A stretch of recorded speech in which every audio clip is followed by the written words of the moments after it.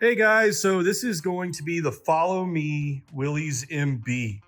So this is a really cool one. I love it. It's checkerboard.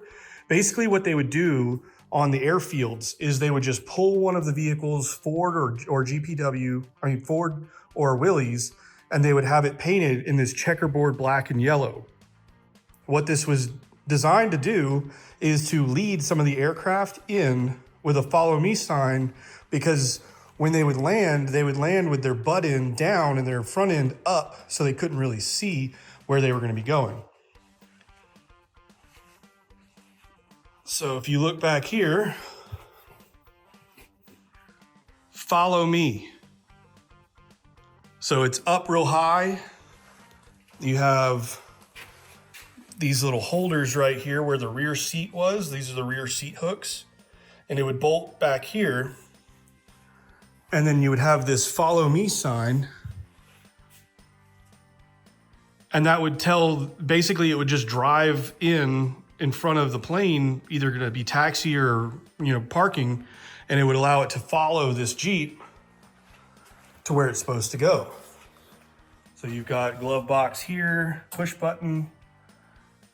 Now, if you guys noticed on that earlier slat grill, it said gas. This one says fuel. Also, you have the lever style ignition, toggle style instead of the key. And then you've got the headlight switch is a rotary versus a push-pull. And since you have the glove box, they put the fire extinguisher on this side.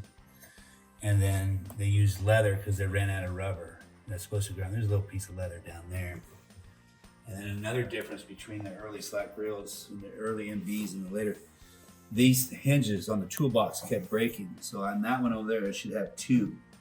And they kept breaking, so they just did a long one. And then Willys, they're round here, and Ford, they're square.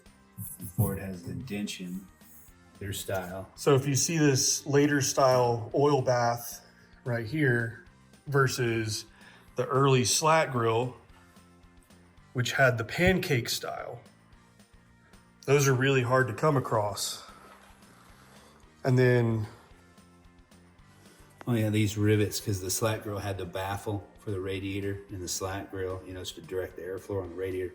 So for some reason they install these upside down on the slat grill. The hooks are bent over. So you can see that's the head of the rivet. Whereas with the slat grill,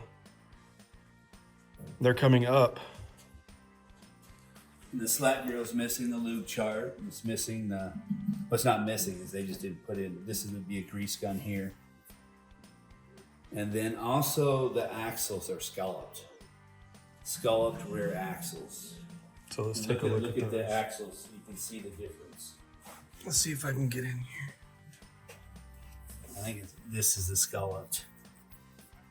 So this one right here would be the slat grill. And then this is round. So, see this is all round. And then that one's scalloped. And then this is square. The gas tank tubs are square. And I think the later ones are round. Yeah, you'll be able to see. That one's square over there. And this one's round. Round. So really, really cool.